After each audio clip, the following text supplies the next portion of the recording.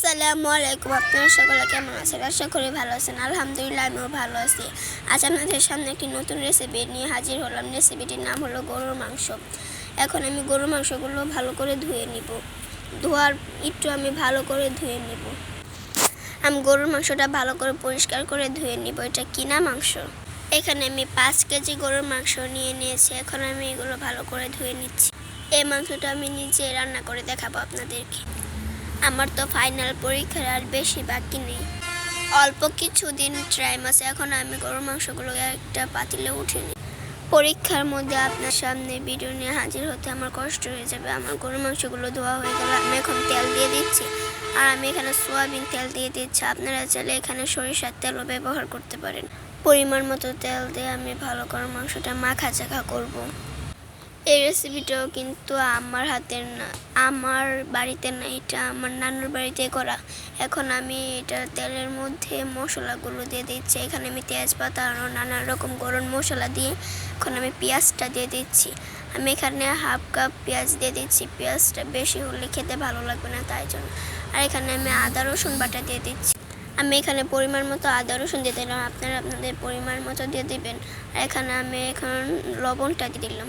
লবণটা যার যার স্বাদ মতো দিয়ে দেবেন। আমরা লবণটা কম খাই, তাই আমরা লবণ কম দিয়েছি। এখন আমি হলুদ মরিচগুলো দিয়ে দিচ্ছি, এর সাথে ধনিয়াও দিয়ে দিচ্ছি। এখন আমি এটা ভালো করে পুছে নিয়ে নিব। তারপর এখানে আমি জিরা গুঁড়াটাও দিয়ে দিয়েছি। তারপর সবগুলো উপকরণ একসাথে মিক্স করে নিব। আমি মশলাটা ভালো করে নাড়াচাড়া করে নেওয়ার পরে এখানে আমি গরুর মাংসটা দিয়ে দিব। আপনাদের কাছে আরও একটি খুশির খবর আছে, আমার মোবাইলে 3টা সাবস্ক্রাইব বেড়েছে। কোন ভাইয়ের জন্য দয়া হয়েছে, আপুর দয়া হয়েছে।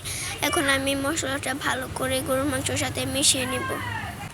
আমার গরুর মাংসটা ভালো করে মেশানো হয়ে গেলে আমি এটা ভালো করে ঢেকে দেব। তারপর এটাকে আমি চুলায় বসিয়ে দেব।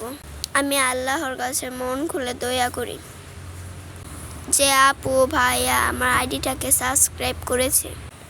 আপনাদের সাথে কথা বলতে বলতে আমার গোস্তটা হয়ে গেছে। এখন আমি এটা ভালো করে ছাই দিয়ে ভালো করে কিনারটা আমি পাতিলের মুছে তারপর এখানে আমি গরুর গোস্তটা দিয়ে দিলাম। এখন আমি দেখছি গরুর গোস্তটা হয়েছে নাকি।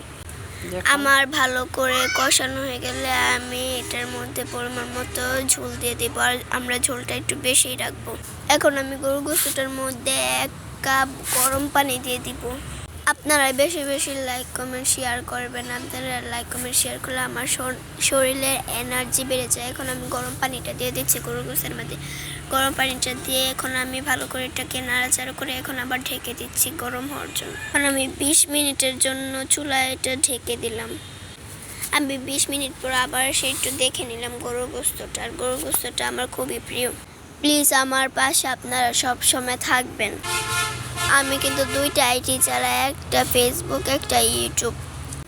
আপনারা চাইলে ফেসবুক আইডিটাও দেখতে পারেন। ফেসবুক আইডির নাম হলো বিথির ইচ্ছে পূরণ। আমার ফেসবুকের বন্ধুরা খুবই ভালো অ্যাক্টিভ, প্রতিদিন আমার ভিডিও দেখে এবং ভালো করে শেয়ার এবং লাইক কমেন্ট। আমি চাই আমার ইউটিউবের বন্ধু অ্যাক্টিভ হোক। আপুরা ভাইয়ারা ক্যামেরার আড়ালে যে কত কষ্ট করতে হয়, যারা করে তারাই জানে। এখন আমার গরুর গোস্তটা হয়ে গেলে আমি নামিয়ে নিব। তো আজ এই পর্যন্ত, আল্লাহ হাফেজ।